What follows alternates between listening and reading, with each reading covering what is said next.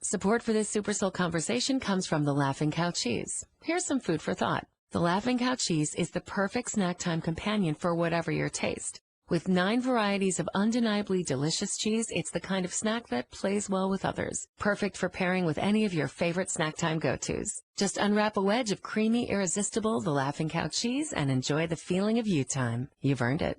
The Laughing Cow Cheese. Snack like you. Hey, Super Soul fans, we wanted you to know about the exclusive live event coming up. The first ever Oprah's Super Soul Conversations, hosted by Oprah herself, live at the Apollo Theater in New York City. With special guests Jessica Williams and Phoebe Robinson from Two Dope Queens, Jordan Peele, Stephen Colbert, Trevor Noah, Yara Shahidi, Lin-Manuel Miranda, and Salma Hayek Pinot. Live Wednesday, February 7th. Go to Ticketmaster.com to get your ticket right now. I'm Oprah Winfrey. Welcome to Super Soul Conversations, the podcast. I believe that one of the most valuable gifts you can give yourself is time. Taking time to be more fully present. Your journey to become more inspired and connected to the deeper world around us starts right now. Brian Grazer is the visionary producer behind some of the greatest films and television shows of our time, from Splash to A Beautiful Mind, to Apollo 13, to his latest breakout hit, Empire. His work has been nominated for 43 Academy Awards and 149 Emmys. Brian says he was curious from an early age, and as the oldest of 3 growing up in Sherman Oaks, California, he struggled in school, but says he was endlessly fascinated by the world around him. He's written a book, and it's called A Curious Mind, The Secret to a Bigger Life. Brian says pursuing what he calls curiosity conversations has been key to his happiness and success. We all know that you're Academy Award-winning producer behind all these phenomenal films that we have come to love. You've produced television and films, and now you're adding author. Was that a little scary to add author to your resume? Well, it was scary. First, I thought it might be easy. And then it got to the point where it was really hard. It just telling the story, trying to remember the stories of 25 years and the conversations that I did every 2 weeks and trying to synthesize it and turn it into tiny stories that people are going to want to read and that have the message of curiosity. This is a hard thing to do. And I have to say that when I first started reading it, I was like, what's this going to be? How are you going to, it's so esoteric, curiosity. Yes. But I would have to say I had a mind shift. Wow. Nice. I had a mind shift, which I'm sure that's what you're after, right? Yeah. I had a mind shift while reading it because I was like, how can the claim that you have on the book, A Curious Mind, The Secret of a Bigger Life, how can that make me have a bigger life? And I never thought of myself as a curious person. Wow. I think your view is an extremely curious person. You know why? Because there's a point in the book where you talk about how curiosity isn't named what it really is. And the fact that I sat and talked to people every day, I just thought I was sitting talking to people every day because I was interested in them. I didn't think that was particularly a curious thing I was doing, But I was interested in having a human connection, which is what you say curiosity absolutely brings. Is a human connection. Yes. And, I think when we have our very first and best date in life. Yes. When that date is great and you have that perfect connection, that's when it's really working. And I think you've been able to bring that to your everyday life, and I'm trying to bring that to my everyday life because I do feel like it does expand my life. Yes, it's so much a part of my everyday life. I never thought of it as a special thing. As a special thing or curiosity. And on this show, Super Soul Sunday, we talk about all things spiritual. Would you say that curiosity is your spiritual practice? Yes, because when I'm in the zone, it does get me into the place of truth within the person I'm connecting with. And ultimately, that's the most satisfying feeling, is to feel the sense of truth. Whatever that is, because that's what spirituality really is looking for the truth and the essence of whatever a thing or person is. Yeah, it's not rationalized or prognosticated. It's a real, at the deepest emotional connection. Mm-hmm. Now, one of the things that struck me in A Curious Mind, you say that the secret to life is not in the answers, but in the questions. And when I first read that, I paused a minute because I've spent my whole life asking questions. And I'm always seeking the answers. I always think it's about the answer. Why do you say that the questions are the most important? I'll tell you why. Because I don't know before I meet somebody the best question. Not until I meet them can the better questions get formed. So I'll start with something that I think is a good question, but it's this sort of biochemical moment that happens, like I was saying, on your first date, or even in this moment connecting with you, that my better questions are going to evolve. And that's why curiosity is really the key to authentic connection, because your interest in the other person. Because of your interest in the other person. So this is what I love about your life. Okay. You dedicate the book to Grandma Sonia Schwartz. Yeah. Because starting when I was a boy, she treated every question I asked as valuable. She taught me to think of myself as curious, a gift that has served me every day of my life. Yeah. So you weren't a great student. No. Didn't even read well. I mean, back in the day, you would have been called dyslexic, probably. Yes, definitely, Right. definitely. And your mother was really upset with you because you were failing the third grade, which is reason to be concerned. Yes, I was totally failing the third. Yes. Failing the third grade. But your grandmother wasn't worried. My grandmother wasn't worried. She liked all the questions I asked and would always give me an answer. And she'd always say, Brian, you're going to be special. You're going to use this curiosity. You're going to be a special kid. And I often was looking at my report card while she's saying you're going to be special. My report card said all F's and D's. And I'm going, what is she? Does she know what's going on here? I'm getting all F's and she's telling me I'm going to be special. But she just had this sustained belief in me and validated me for the question, for questions and asking questions and curiosity. And did she use the word curiosity? Did she say it's your curiosity? She did. Mostly it was just, you're going to be special because of your questions. You ask good questions. Let's start from the beginning. Okay. I love the fact that you're in this little apartment. In this little apartment, yeah. The window's open. Yeah. And you hear these guys outside talking. Yeah. And you literally go over and you're eavesdropping. I know, I love the fact you call it curious. Totally, yeah. You call it curious, but you really were But I was really eavesdropping. You're really eavesdropping. Yeah. And what'd you hear? Okay, so I just graduated college, like within the week. And I thought, just like millions of other kids that are graduating college, I thought, what am I going to do now? I just graduated. I'm completely lost. Oh, I need a job. What did you major in? Law? I majored now in psychology, but I got accepted to law school.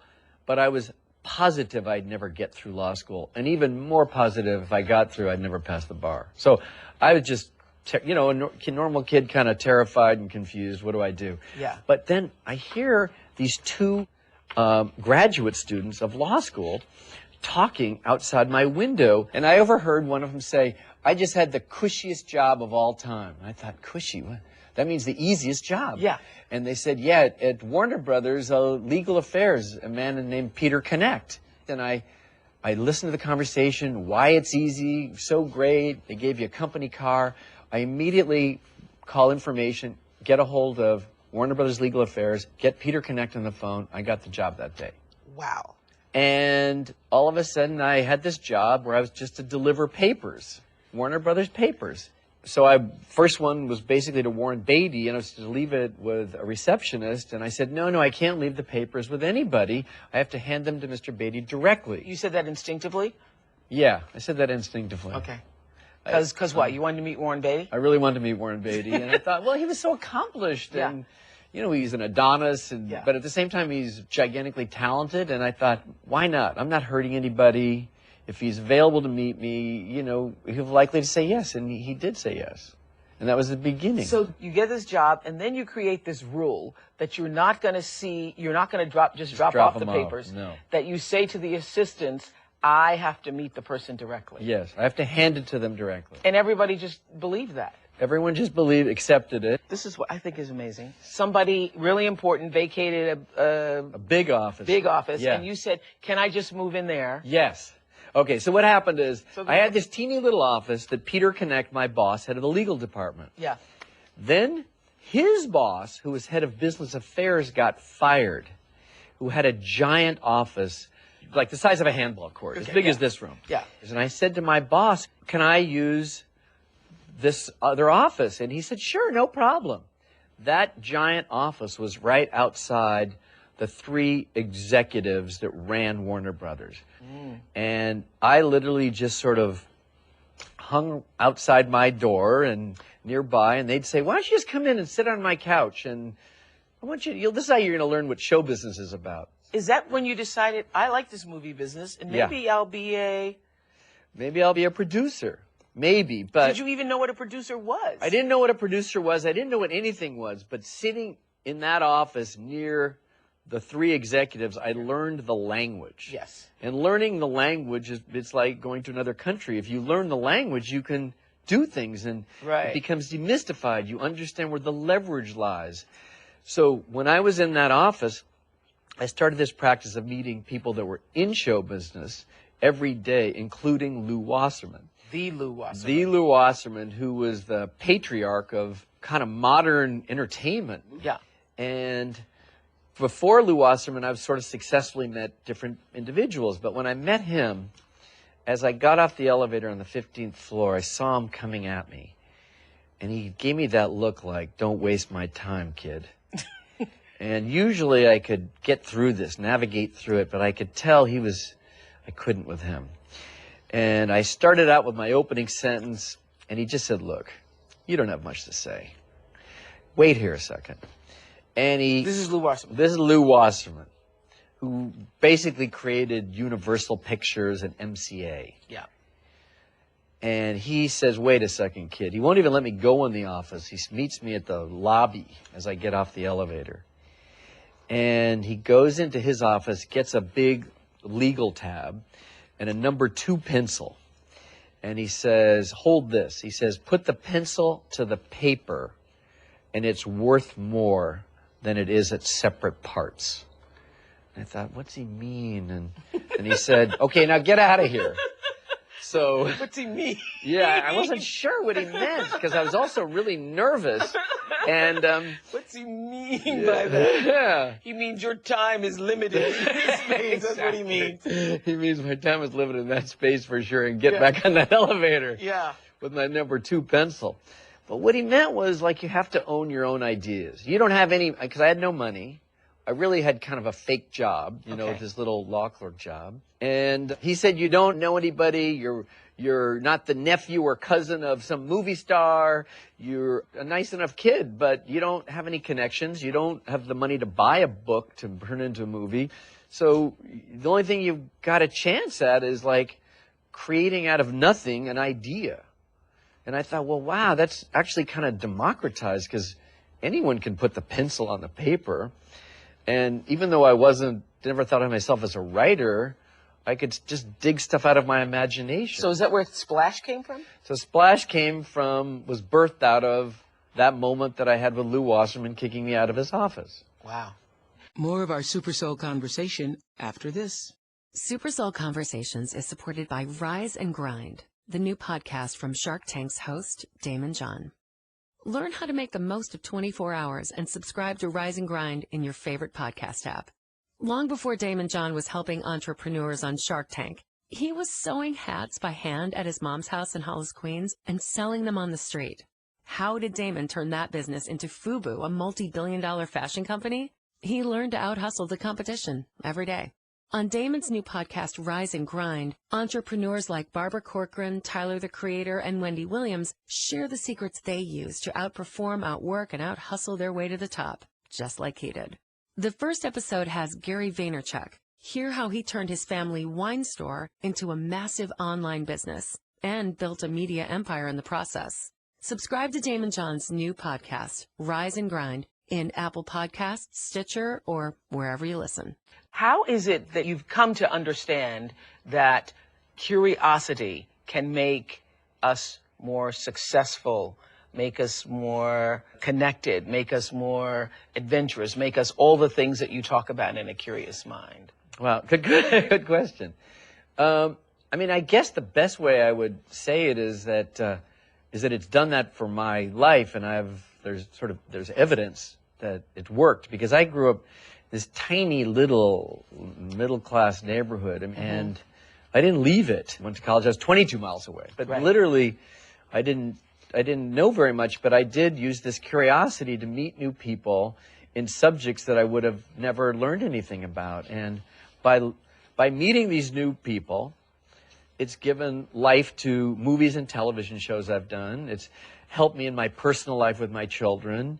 It's been a powerful force in my life. You say it's a spark for creativity and inspiration, a way of motivating yourself, a tool for independence and self-confidence, as the key to storytelling, as a form of courage. Yes, definitely as a form of courage. How? Well, because, I mean, a lot of my movies deal with characters that are emotionally disabled or handicapped, but that have will or drive. It's just a reflection of me, really, that I think I'm insecure, and I go to parties and I feel insecure, but I'm able to overcome it often because I feel as though I do have confidence, because I've learned about some subjects that other people don't know about. If I'm in a conversation, I can talk about architecture or food or design or fashion, and they might not be able to. And the curiosity conversations that I had as a little boy or out of college have well-rounded my life, and nobody judges those conversations. Well, what's interesting is you say that curiosity can actually make us more powerful. How is that so? Curiosity gives you power, you say. Yes, definitely. Not the kind of power that comes from yelling and being aggressive. It's a quiet kind of power, a cumulative power. Power for real people. It's power for people who don't have superpowers. So why is that so? Wow. I think you can come to the table with people that are experts in other things and feel, I always felt like I had as much to offer as they did. Even though I wasn't expert in science, or even though I wasn't a superstar like Russell Crowe or Tom Hanks or Denzel Washington, I felt like I might have the secret to some subject that they don't have. And I can, kind of stand toe-to-toe, because I met Jonas Salk. And what was it like to meet him? And why did I came to the table with other things that I just created myself. We can all meet some person. They can meet the pharmacist and talk about how that works. You talk about how we can all create our own curiosity conversations. Yes. And I think it's a great way to look at it. Like, everybody that you meet is a possibility for a curiosity conversation. When you're at your kid's soccer match, you're sitting there with the people, instead of just having a fake conversation. Have a real conversation. You really talk. When you're at the checkout line at the grocery store, when you're sitting next to somebody on a plane or a train. Yeah, same exactly. thing. You want to make a difference. If you feel like you're making a difference that's adding to your purpose on the planet, or your purpose to your child, or a purpose to a friend, and I get more confidence out of it, and I feel more worthwhile out of it. Brian Grazer and Ron Howard have been friends since 1979, after Brian approached Ron on the Paramount Pictures lot where they both worked. By then, Brian had already pitched his idea for the movie Splash to several studios and had no luck. Undeterred by all the rejections, Brian eventually convinced Ron to direct the heartwarming love story about a mermaid. In 1984, Splash would go on to gross nearly $70 million at the box office. This is what's interesting. You say over and over in A Curious Mind that another acronym for Hollywood should be no, no, no, oh, for no, sure. no, because the Hollywood sign should be the no sign, because you get told no all the time. The no That's sign. hilarious. It should just be that. So you have to develop a thick skin, or be the kind of person who's used to being told no and ready to recharge or revamp a no. Yes, you have to revamp a no. Because when you're walking around with a script about a mermaid, at first everybody said, "Are you out of your mind?" Yeah, I think even in the book, nearly 1,000 people said no. It was about a 7-year period of no many times a day. A mermaid, no. But it was always like a nasty no. It wasn't just no without judgment. It was no like, what a stupid idea. It was really, and I guess on some levels, if they thought of it only as a mermaid, it might have been. But then you started to think about it differently. Yeah. You write in Curious Mind that you shifted the way you told the story after you'd been Yes. told no so long. But even Ron Howard said no to you when you wanted to do it. Even Ron Howard. Even little Ron Howard said no. Tell us about the moment you're in your office and you see Ron Howard outside the door. So basically, I had this process where at that time in my life, I was trying to meet a new person every day, but not outside the business, but within the business. And I thought, God, I have to meet a new person today. I haven't checked someone off the list. I look out my window, I'm on the Paramount lot, and I see Ron Howard, who's Happy Days, Richie. Yeah. Because this is the time where you talk in the book, I think it's on page 58, where you say you turned it into a discipline. You've now turned curiosity into a discipline and a habit. Yes. So on a regular basis, you have decided, I'm going to meet this many people a week. I'm going to talk to this many people. That's amazing. Yes, I turned it into a discipline, like a religion. You know, it was a religion. To me, it was but it was a discipline. It was your spiritual practice. It was my spiritual practice. Yes. It really was. I didn't feel fulfilled. I could not feel fulfilled unless I met that new person every day. Wow. I just didn't feel like my life's work was done. You know, So that was your goal, to meet a new person. I wasn't succeeding in show business, but even when I am succeeding at certain show business, if I'm not doing it, I don't feel that I've brought meaning to my life. Unless you're meeting a new person. Unless I'm meeting a new person that's sharing their perspective on their life, and I get to enter the secret of their process in some way. Amazing. Now that's curious. That's instinctively curious. That's an instinctive. Yeah, I think everyone's got it, but I think I worked at it more than others, and I think everyone can. Right. But with Ron, I looked out the window. I said, I'm going to meet Ron Howard, and then I call him up. He's really shy, and then I meet with him, and he said, I want to be a movie director, but there was like no evidence he could be a real movie director. Because we knew him as Opie. Opie Taylor and Richie Cunningham. Richie Cunningham. Yeah. But he had this. I always tell, he had this aura around him. When he walked into my office, it was almost like the sun was behind him and he had this aura of goodness. And I really felt like this was something of value and that I needed. Okay, so he was just another curiosity too, right? He was just another curiosity person. You said, come meet with me. I said, come meet with me, please. And he did. Yeah. He didn't want to, but he did. Okay. So he wanted to be a director and you wanted to be a producer. Exactly. And you all decided to form this company. Yeah, and then we decided. So we're two basically unemployed guys that wanted to be something that other than what we were, and we just sort of joined up because we believed in each other. We believed we each had something that we couldn't quite state to one another that had value. Tell me this: how your curiosity informed you creating which is now a phenomenon on television, Empire. Oh, wow. How did that come to be? Okay. I saw the pilot back in August, and I said to Lee, it's going to be a phenomenon. It's going to be a phenomenon. I know. You were a huge early on supporter. Yeah, I knew it. I felt it. Yeah. It is a phenomenon. It's a phenomenon because it addresses an audience that's very unserviced. Yes. And it's that. But now, it not only addresses the African-American audience, but the thing that is phenomenal about it is that it's expanded to include everybody. Yeah. So how does sitting in this newfound Empire success feel to you? I have to say it's cooler and better than any other success I've had. Really? Why? Well, because it was explosive. I mean, I'll tell you what. It was immediate and explosive, and I think there's like beyond that, it has this sort of awe factor, like. Every week, 3 crazy things are going to happen with the characters. Like, oh, what's going to happen? It's got that. It's sort of cool, and it's got great actors that are kind of Oscar-nominated caliber actors. That feels good. More of our Super Soul conversation after this. Super Soul Conversations is supported by the new inspiring film, Bilal. How do you find the light within so that you may embrace the power to create change? 1,000 years ago, one boy with a dream of becoming a great warrior was abducted and taken to a land far away.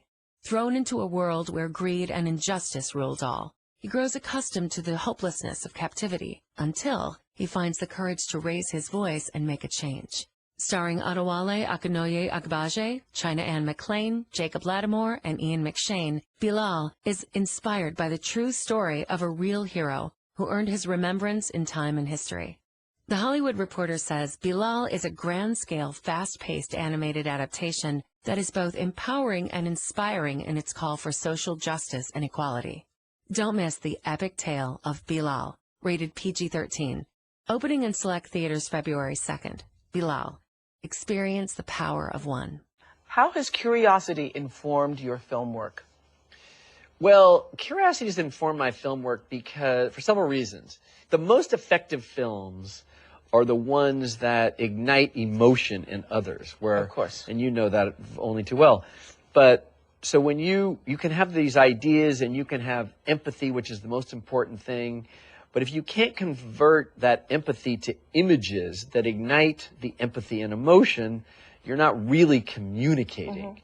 So it's helped me because I meet new people all the time that show me different perspectives on different subjects. So you use that information. You Yes. sort of like curate curiosity, Yeah. actually. You curate. So this is what's so fascinating to me about your, how many, do you know the number? I started to add them all up of the number. people I met? Yeah, of the curiosity conversations you've had. I probably had 800 or 900. I think I only list like 500, but there's probably 800 or 900. I got a call from you, like in 2007. Exactly. I remember, and it's like, oh my God, Brian Grazer's calling me. Yeah, Brian Grazer's calling me.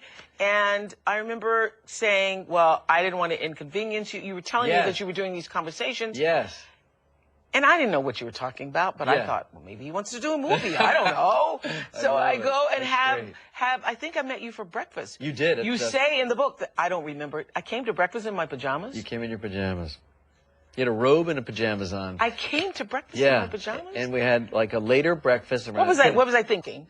I think you just, I don't know, maybe felt relaxed and, you know, and you're probably super busy and you just thought, I'm going to do it. And you, Wow. you Okay. got But those I didn't know fantastic- that this was a part of a thing Of that life. you were had been doing for years and years. I Really, mean, because really. as I'm reading the book, I'm thinking, I remember you called me and, Yeah. gosh, I hope I had something good to say. Great stuff. Well, thank you. Yeah. The most fascinating to me, however, is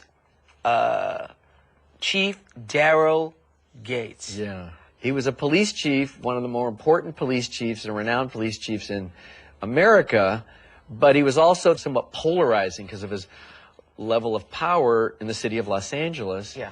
And I thought I'd really like to meet him. So you had called up the police chief Yeah. of Los Angeles, that you tracked him for what, a year almost? For about a year. Because some of these meetings take a year. You to just call up schedule. interesting people. I call interesting people, Nobel laureates, police chiefs, CIA directors, Barack Obama, Princess Di. But this was Daryl Gates of the LA Police Department. It was pre-Rodney King. As the chief of the Los Angeles Police Department for 14 years, Daryl Gates was notorious for his hardline law enforcement tactics, such as his pioneering use of SWAT teams. In 1991, Gates faced strong criticism after Rodney King was beaten by 4 members of his department. He resigned in the wake of the LA riots that followed the officer's acquittal. So what makes you curious about the police chief? Well, I was curious about power. How is power integral to his mindset? And you're doing these interviews, these curiosity conversations, not because you're interested in making a movie or writing a book, you just are interested. I'm just interested. So you start like a year before Rodney King. Yes. And your lunch date is set for the day the verdict comes out for the 4 officers. It's crazy. And Crazy. He didn't cancel the lunch. That's what I thought was the craziest. I know. That's the craziest, that he didn't cancel the lunch. I thought, this guy's of course going to cancel because there were riots, 2,000 buildings caught on fire the day before, the night before, and he doesn't cancel the meeting. I can't believe it. And you go up, and there he is. Daryl Gates out. Yeah, and he's calm as could be, like a movie character, just straight ahead, not nervous, just calm. And then he asks me a few questions. I ask him some questions. And Why does he think he's in a conversation I think with you? he also thought that Maybe you want to do a movie maybe do a about it. movie about Yeah. him or something.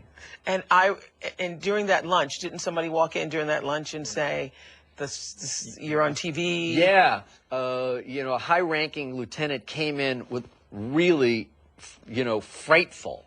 Said, Chief, you're on TV right now. And literally pointed to a monitor where the city council was saying, we're voting him out. And he said, folded his arms like this, rather arrogantly said, not a chance. I'm never leaving this office. Whoa. And 6 weeks later, 6 weeks, he was gone. He was a civilian. But how did that meeting, that curiosity conversation with Daryl Gates, change you or inform you? I guess I thought it gave me, further evidence that power can also anesthetize you. Because I felt like he was beyond blinded by it. He was kind of anesthetized. And I later produced a TV series called 24. Yeah. And that's about a wish fulfillment character that breaks, that kind of breaks through red tape. Because you use all that information. Yeah, I used all that information that I got from Daryl Gates to inform my perspective on these other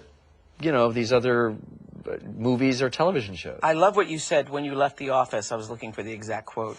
What Daryl Gates did for me, he completely disrupted my point of view, which is what curiosity does. It definitely does, because you have to enter someone else's world of expertise. This is so what you I have love. to always live in have to be in, get outside your comfort zone. And this is what I love about, I think this is the essence of The Curious Mind, of The Secret to Bigger Life.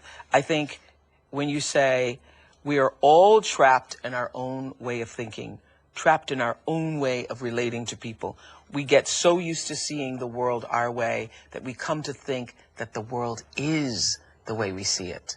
Yeah. For someone who makes his living finding and telling stories on movie and TV screens, that kind of parochialism can be dangerous. It's also boring. And I think it's what also happens to everybody else. You get so used to seeing the world from your point of view, you think that your point of view is it. You think that your point of view is the definitive point of view. Is the definitive point of view. And it's just not. I mean, not until you meet people that are outside your comfort zone do you realize that. I love what you write when you say you're born curious, and no matter how much battering your curiosity has taken, it's standing by, ready to be awakened. So how can we leave this Sunday morning with a more awakened curiosity? You take nothing for granted. Take nothing. Nothing for granted. Don't take your health for granted. Don't take the people around you for granted. Yeah. Why do you think we're all here? What is the purpose of the human experience, do you think? Well, ultimately, I think love is a very powerful force. And so it's enjoying, creating love within with family or friends or other human beings. It's a socialized world. But I think we're kind of trying to understand the truth of why we're here. Is there a God? What happens if all those big questions, Yeah. Do you have the answer? I don't have the answer, but I do believe in God. Do I? How do you define it, him, her, it? I don't know what God looks like, whether God is a man or a woman, but I do believe God is a governing force that's someplace out there. Yeah. That in some way, when you're connected to the source, when your conscience is connecting to something other than just your self-interest. Absolutely. And so I think, I look at it, I created my own little litmus test. I told my best friend the other day, I said, do you believe in God? We talked about that. And I said, I know that if I have a final moment in a plane that's going down, I know what I'm doing. I'm praying to God. How do you stay in the light in this polarized world of darkness and light? God, I didn't anticipate that question. How do you stay? I think probably you have to probably just act within what you're, within the sphere of your reach. Like, if you can treat everybody that you're in contact with as an equal and with love, I guess I believe in that butterfly effect. It works its way out to other people. What's the calling you, Brian Grazer, came here to fulfill? I would like people to sort of embrace the power that they all have within them and become more curious. It will bring them a bigger life. I do think that would be the call, a calling. I like to make movies that have redemption. There's not always the big triumph at the end of the movie, but there's usually a normal person that overcomes a fear that they had, an insecurity they had, an emotional injury they had, and they get through that to that next step that gives them a greater sense of purpose and confidence. Yeah. And so your purpose then is to let people know redemption is possible. I totally believe that redemption is possible, and strive for, whether it's Empire or my next movie, it has to have redemption or I won't try to make it. Well, thank you for this conversation. Wow, thank you. Thank you. Oh, we it was did good. it, I we think. did. Okay. We did. I hope it was okay. It was great. All right, good. I'm Oprah Winfrey, and you've been listening to Super Soul Conversations, the podcast. You can follow Super Soul on Instagram, Twitter, and Facebook. If you haven't yet, go to Apple Podcasts and subscribe, rate, and review this podcast. Join me next week for another Super Soul Conversation. Thank you for listening.